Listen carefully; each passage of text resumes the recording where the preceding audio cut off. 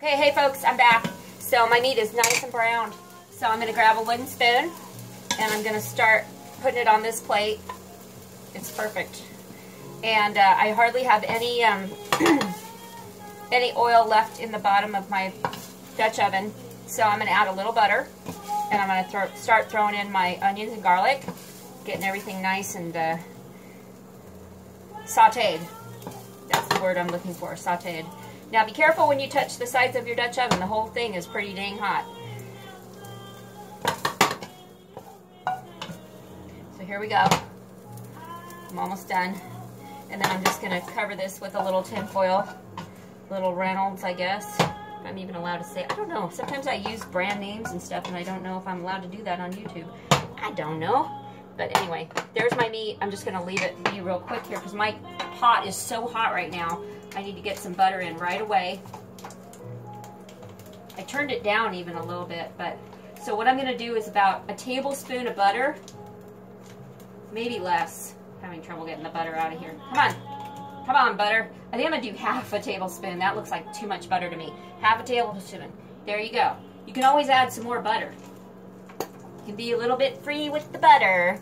Have you heard that expression before? I heard that somewhere. I think it was in a movie that some people were a little bit free with the butter. Oh, I think I got Stevie Wonder playing on there now. So the butter is melting. While it's doing that, I'm going to grab my my tin foil. The no-name brand tin foil. And I'm going to go ahead and cover your meat so it doesn't get cold. Because you don't want to put cold meat back into your pot. Okay? Alright, so my butter's melting. There we go. Alright, you don't want to burn the butter. Don't want to burn the butter. It's on like 3, so it's on low, but it's like, alright, onions and garlic, in it's going. Okay?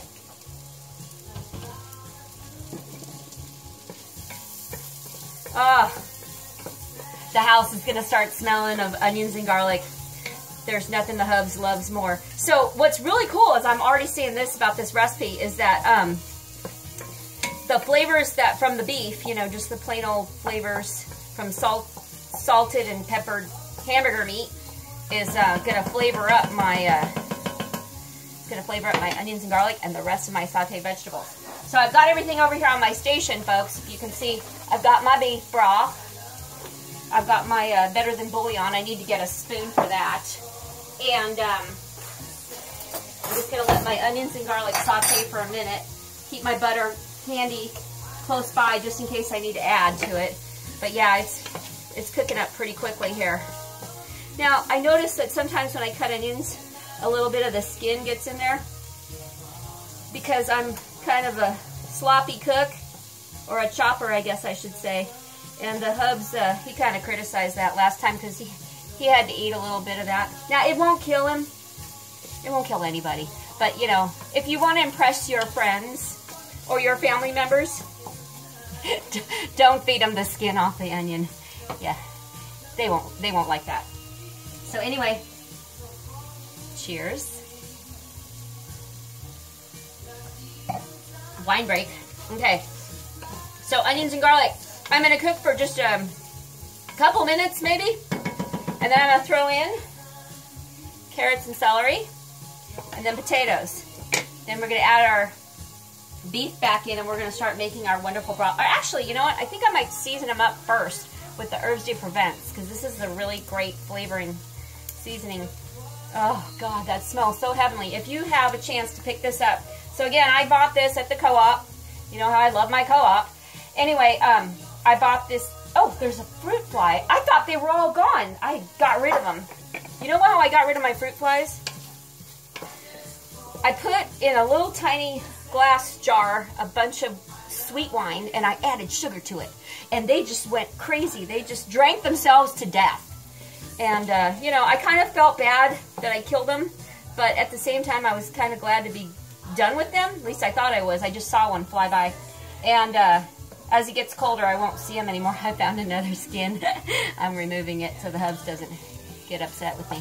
But anyway, so the fruit flies, yeah. So they drowned in their own happiness. You know, it's kind of the way I would like to go out, you know, if somebody could drown me in some really good sweet wine. Although I don't like sweet wine, remember? I like my wine, you know, like full-bodied and, you know, smooth and rich with flavors of cinnamon and vanilla and some spices. And this wine actually really does that for me, even though it's less than $10 a bottle. That's why I keep drinking it. That's why I keep buying it. Okay, so enough cooking of the onions and garlic. We're going to go ahead and throw in carrots and celery. Kind of reminds me of Thanksgiving. You know, this is the start of a, whatchamacallit, like a stuffing. You know, how you make really good stuffing. Onions and garlic and carrots and celery. And, oh man, now I'm going to be wanting Thanksgiving meals. Oh boy. We're going to have to let this cook down just a little bit because I want to get my carrots a little bit soft. It's tricky, folks, because, you know, the celery cooks at a different rate than the carrots. So anyway, notice I will not be putting my potatoes in until much later. I want to go ahead and get my carrots a little bit tender. Not all the way tender, but almost. So I'm going to turn my fire up just a little bit. I'll probably put my lid on. In fact, at this point, whoa, to help them along, I think I'm going to add some beef broth. And again, this is just, you know, me trying to figure this out. I'm not really working off a recipe, as usual. But you know what? So that's why I kind of think while I'm cooking, and you guys get to learn along with me. That's why this is not a traditional cooking show. This is Crazy Cooking with Joelle, or Joey, or whatever you want to call me. So anyway, I am sprinkling in some herb de Provence, if I even am pronouncing that right, who knows. And again, I was trying to tell you guys earlier when I got distracted by the stupid fruit fly. So I got this at the co-op. You buy it in bulk, which is way cheaper. And I just bought this little tiny container for it that's glass. And it's got a nice little sprinkling thing on top. So you can just season it like that.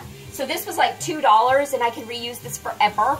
And then every time I buy my herbs, you know, I spend a lot less. If you haven't noticed, spices are pretty darned expensive in the grocery store. Everything's expensive, but man, you go and buy some spices, it's just crazy. I had to spend $7 on this. Outrageous. Yikes. I don't normally buy the organic version, but that's all they had. So I needed it. I was out of it. And but I do like to buy organic ingredients because we're all trying to do our part and be healthy and all that stuff, even though God knows we could die from any reason at any time, but you know, it's still good. Now this is organic beef broth, and it's my favorite brand, Pacific, because I live in the Northwest Pacific. So anyway, I just added a tiny little bit, and I covered it up so the fruit fly doesn't decide to land in there, although I don't think they'd like beef broth. And I'm going to stir that up, and then I'm going to turn up my fire again to medium, and I'm going to let my carrots cook down a little bit, and I'm going to cover them. So I got to keep an eye on that because you do not want to overcook anything. So then last but not least, these will go in. And then, oh, you know, I probably should have seasoned with a little salt and pepper because it's always good to do that. So then we'll season them up, some salt and pepper, give it another stir, and then cover it. And then once I add my meat back in, I'm going to add the beef broth and the wonderful Better Than Bouillon paste that I love to cook with, which gives it the bold, rich flavor. And then we'll let that cook for a while. It's going to be the base to our wonderful cheeseburger soup. Am I missing anything? Potatoes, herbs, beef broth, paste, meat.